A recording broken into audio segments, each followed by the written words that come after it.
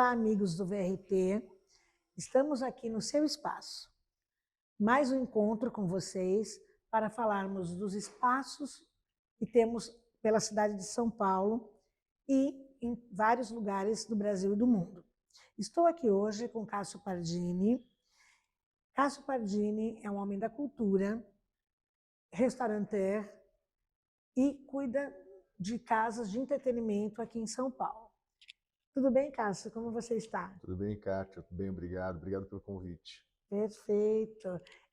Conte um pouco mais sobre essa tua trajetória. Conto. Na verdade, a minha formação, eu vim do cinema publicitário, né? Fazendo comercial para a TV. Ao longo do tempo, eu fui migrando para o entretenimento. Aí tive o prazer de participar de filmes como Turma da Mônica Laços, Lições.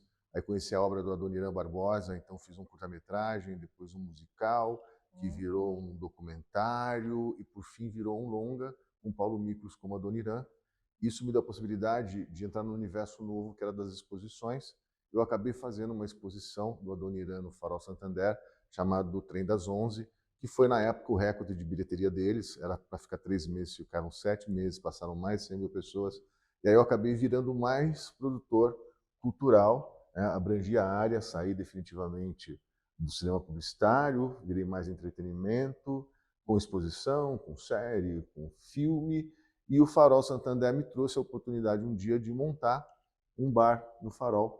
A gente tem o Boteco, na verdade é a Casa de Adoniran, que é o Boteco 28, fica no 28º andar do Farol Santander, e é uma casa dedicada à memória do Adoniran. Então a gente tem itens do acervo da família, que eu também cuido do acervo, são mais de 1.200 itens.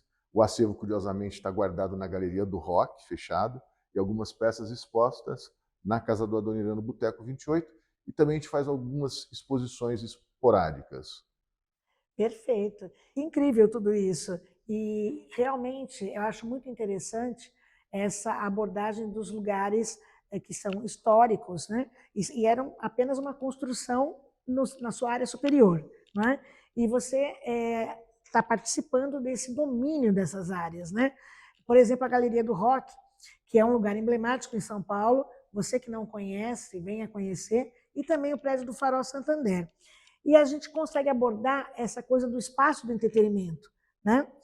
Como que vocês montaram essa divisão espacial ali, toda essa operação de bar e de boteco ou de restaurante nesses dois lugares, né?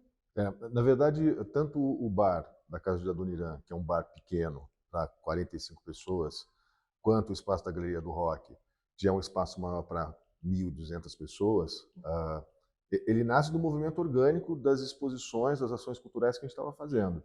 O centro, ele é muito assustador para quem não convive lá. É verdade. Mas conforme você vai convivendo com o centro, você vê que é uma vila. Daqui a pouco você está andando na rua cumprimentando pessoas, né? Apesar do volume de gente. Então hoje, por exemplo, a gente divide o centro, que a gente chama de centro expandido, são muitas áreas. Então hoje eu atuo no Triângulo Histórico, que é no Sim. prédio do Farol Santander, que é um tipo de movimento, um tipo de comércio, um horário para entrar, horário para sair, é difícil operar lá. E tem o Quadrilátero da República, que é onde está a galeria. São públicos diferentes, então a gente tem equipes diferentes para trabalhar, inclusive. No Farol Santander, a Casa de Adoniran é um espaço, por ser no 28º andar, é um espaço menor, você tem a sensação que você sai daquele fluxo da cidade, vai muita gente para ver o acervo da Adoniran, e gente que vai para experimentar uma culinária diferente, e a gente tenta contar um pouco de história também com a culinária. Então, por exemplo, eu sou o único lugar do mundo que vende farofa de tanajura, farofa de formiga, todos os dias da semana. Eu tenho feijão que é plantado para nós, porque a nossa culinária é uma culinária de bandeirantes. Então isso atrai muito público para ter essa experiência cultural. A Galeria do Rock é a mesma coisa. Então, era uma área da galeria que não era usada. Nós compramos, um grupo de amigos, nós compramos um acervo do Adoniran, porque ele estava indo embora para Israel. Porque Perfeito. o único museu no mundo dedicado a Adoniran Barbosa funciona num kibbutz em Israel. Então a gente acabou comprando, os amigos se juntaram, não tinha onde guardar. O Toninho falou, não, traz para a galeria. Porque para mim o Adoniran é o primeiro punk de São Paulo. Ele foi o primeiro a falar no meio de massa da época, que era a rádio, a língua que se falava na periferia. Existia rock na época dele. E aí a gente entrou nesse espaço, com isso a gente conheceu o rooftop, É um espaço lindo, são 350 metros fechados, cobertos, e mais 800 metros abertos de jardim. E aí, o que a gente fez? A gente seguiu o DNA da galeria, na verdade. A Galeria do Rock não tem uma loja de instrumento musical, né? Tem pouca coisa de música lá dentro. Então, a gente achou que fazendo um espaço com música, a gente seguiria o DNA da galeria e traria um público novo, que é o que está acontecendo. Então, hoje a gente tem lá em cima o Arena Galeria. Quem quiser saber mais é @Arena Galeria. É uma casa do autoral, a gente fala que é a laje do rock, porque obrigatoriamente para uma banda se apresentar lá tem que ser autoral. Claro, ela pode ter inspiracional. Então, a banda se inspirou no Black Sabbath, vai tocar Black Sabbath, mas vai colocar 2, 3 autorais. Perfeito. Isso tem trazido um público novo. A gente tem bandas que vêm tocar do Recife, de Natal, de Manaus. Então, tem uma cena nova do rock. A gente evita cover, né? Tem gente que gosta. Hoje o rock sobrevive muito do cover, que é bacana, tem mercado para isso, mas a nossa aposta é no autoral. Então lá a gente nem chama de rooftop, a gente fala que lá é a laje do rock.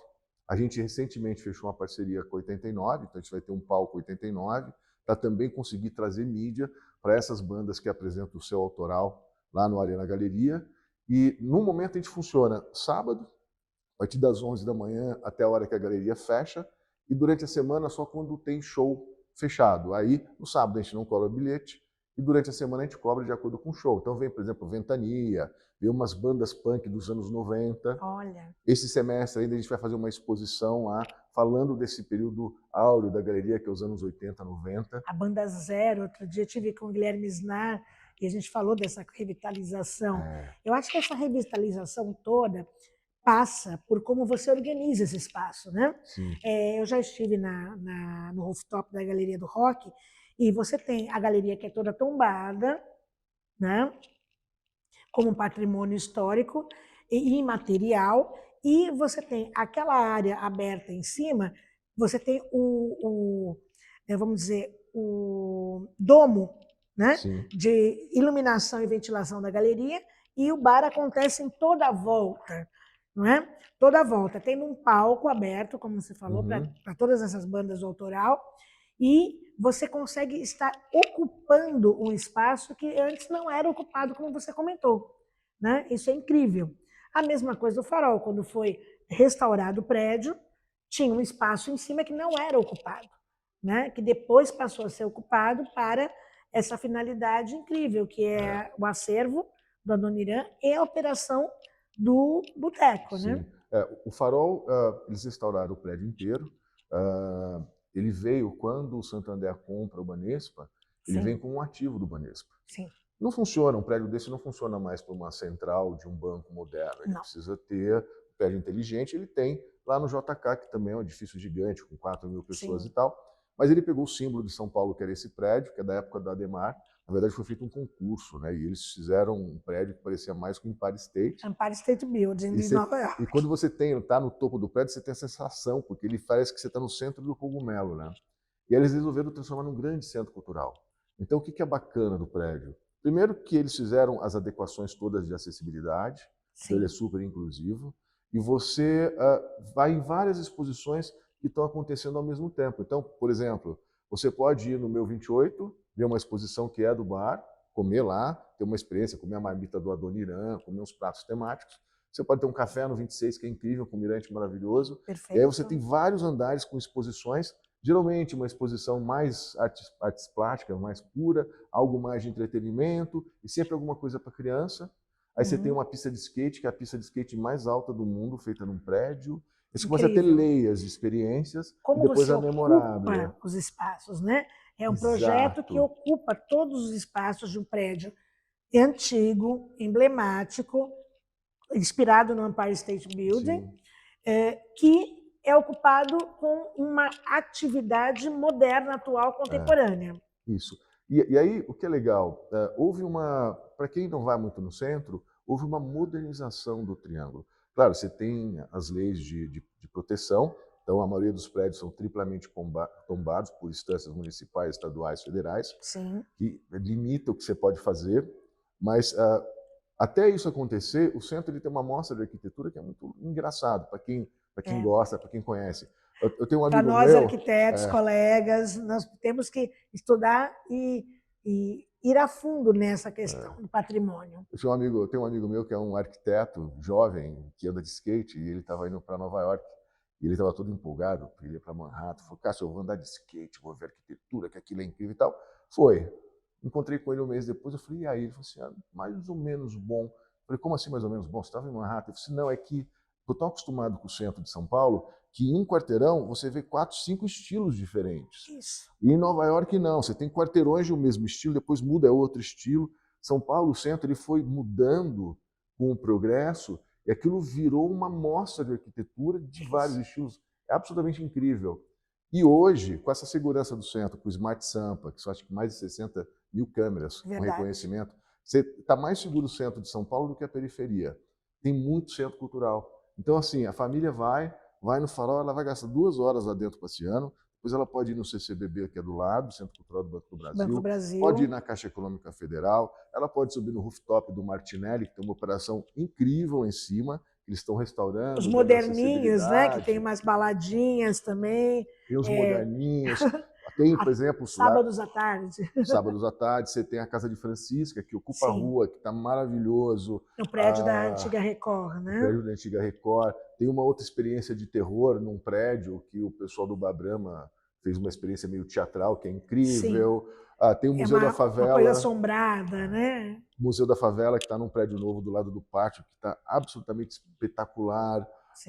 Que mais? Tem o Mosteiro de São Bento. Paulo, que está um pouco mais retirada. Mais retirada. Mas você consegue, em todos esses equipamentos públicos e privados de cultura, num dia, no sábado, passeando a pé pela cidade com segurança. Foi feito agora no Natal, né? Toda uma inserção por parte da prefeitura na decoração de Natal para que as pessoas pudessem conhecer e visitar um pouco mais. Você estava me falando sobre esse triângulo, né? Me diga mais, me falar que você estava lançando um livro sobre esse pedacinho que é o pátio do colégio ali naquela região, não é? É que o triângulo histórico ele é formado por ordens religiosas, né? Sim. Então ele começa com a Ordem do Carmo, que é atrás da Sé, então ela desce reto, vai até o Mosteiro de São Bento, que é feito exatamente onde era a aldeia do Tibiriçá, e ele vai até o Largo de São Francisco e fecha o triângulo. Né? Esse era o antigo centro de São Paulo, que com o tempo foi expandindo. E toda a história da Paulistânia, o Marco Zero é ali no pátio do colégio, e toda a história da Paulistânia, ou seja, toda a história do paulista, nasce nesse pedacinho. Então, o jeito de comer, o jeito de falar, o porquê que se fala um R diferente, um L diferente, é por causa do cruzamento com os tupiniquins. Pouca gente sabe, mas o paulista, na essência, ele é um mameluco. Todo quatrocentão paulista tem sangue indígena, porque houve uma miscigenação. E aqui em cima se falava a língua geral paulista, que era uma mistura do tupi-guarani com o português. E essa cultura, com as monções dos bandeirantes, foi levada para a área da Paulistânia, que era quase que 2/3 do território brasileiro, que é a influência dos paulistas. Né? E tudo isso nasce nesse pedacinho. Então a gente queria fazer um livro que contasse não só do passado, mas que fosse contando as mudanças da cidade onde nós estamos hoje. Então, a gente não tem só os centros culturais no livro, os mapas antigos. Nós temos hoje quais são as ocupações, quem é que está morando no centro, né? Quais são as atividades econômicas de pessoas que migraram para o centro, como o Gil, que começou a vender brigadeiro numa bicicletinha. Hoje ele tem um lugar grande, uma brigadeiria lá dentro. Brigadeiria. Fala da Mercearia Godinho, falamos do Boteco do 28, que vendeu Aquela Matana Casa Jura. dos Chapéus também, né? Que a Casa do Chapéu, que é esse livro, é uma cartografia poética sobre o centro histórico. Olha que interessante.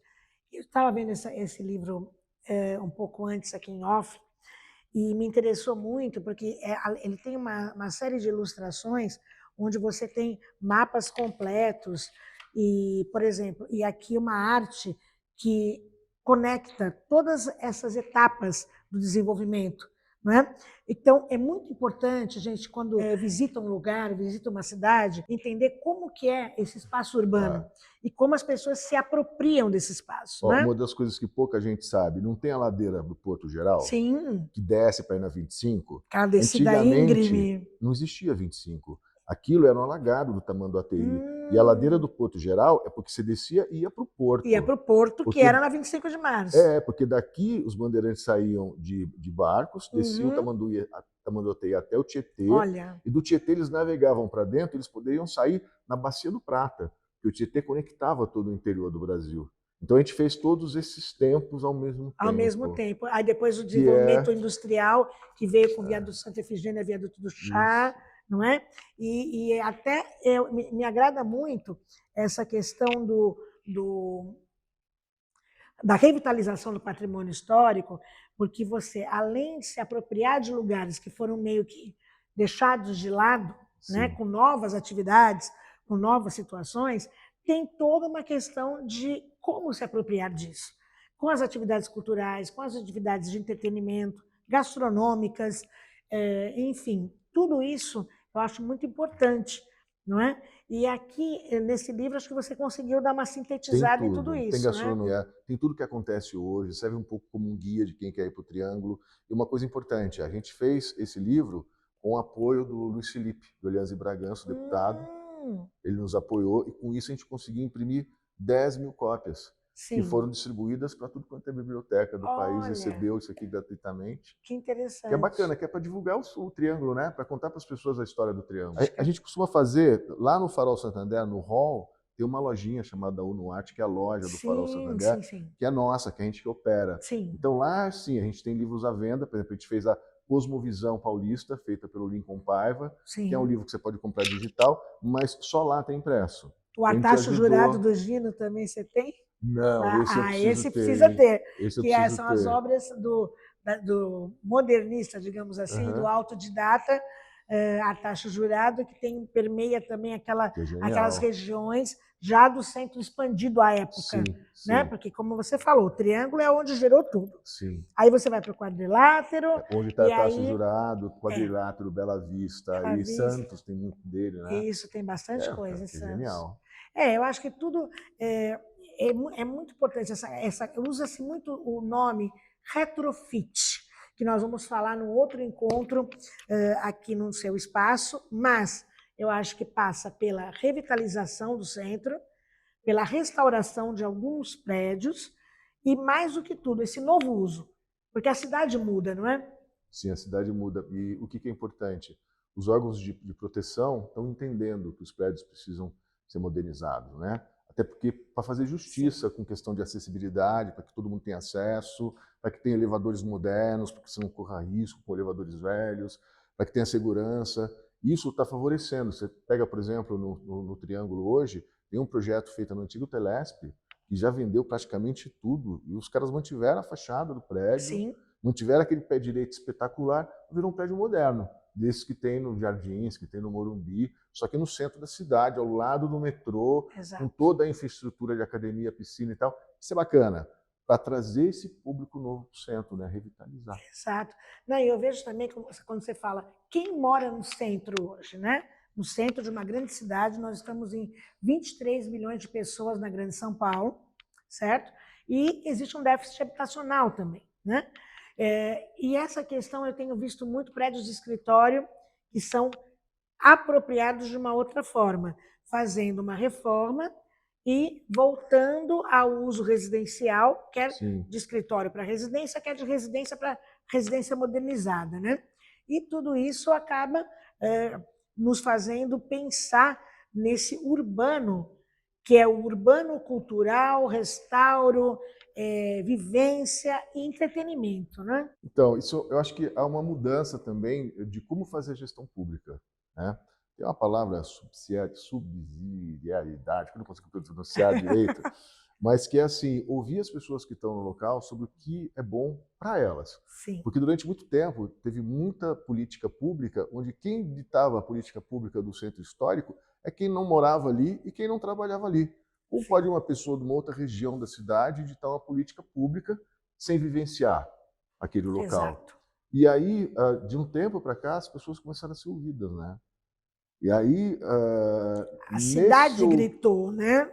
aí você começa a fazer política pública para quem está ali. Então, por Exato. exemplo, você tem uma zona mista, a República é mais mista de Sim, moradia e comércio, mas o Triângulo, ele não é misto, o Triângulo é praticamente comércio, comércio. o que é bacana. Então, se só é comércio, a gente tem que flexibilizar a lei do PSIL ali, a gente tem que Uhum, incentivar para que aquilo vire uma Broadway, para que tenha as peças de teatro rodando a noite Sim, inteira, sim. cinema, bares. As pessoas Pessoas na rua, vida na rua, vida na né? rua, ainda você pode fazer tudo andando, lugar para parar carro, É, sabe? Fazer como é em outras cidades, né? exato. Entender a vocação da região. Esses dias eu fiquei passeando pelo Viaduto do Chá, já estava anoitecendo, e é uma paisagem maravilhosa, né? Uma paisagem única, e a gente vendo aquilo com vida e com possibilidades de atividades culturais, atividades Sim. de entretenimento, atividades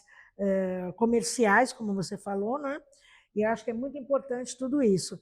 Olha, adorei esse bate-papo aqui que nós tivemos, e é muito interessante para o nosso espectador poder entender um pouco sobre o centro dessa grande cidade, né? E como as coisas acontecem aqui. Temos ali ainda o SESC, que vai estar no prédio do antigo Do MAP, antigo MAP.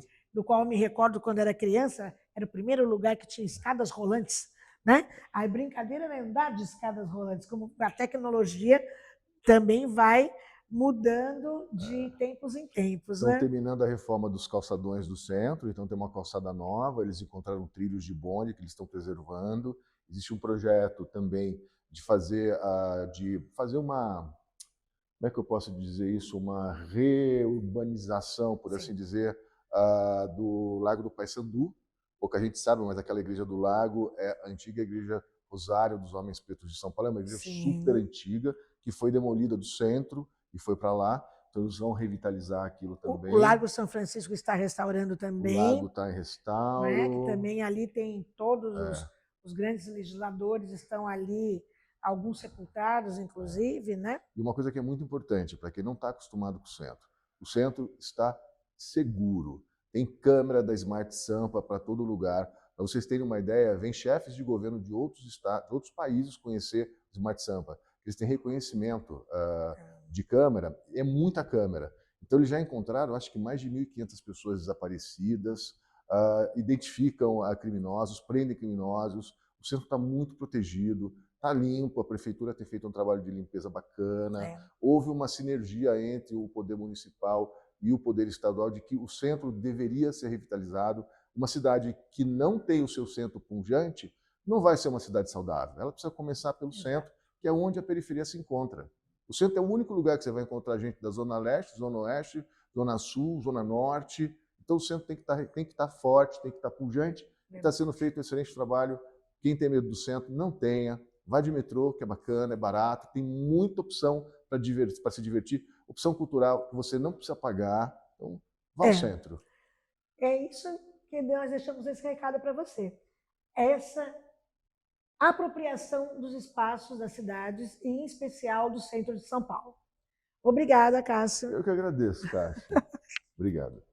E você consegue assistir todos os nossos episódios do programa Seu Espaço aqui no VRT, todas as terças-feiras, às 21 horas, e reprise às quartas pela manhã, às 9 horas. Até lá!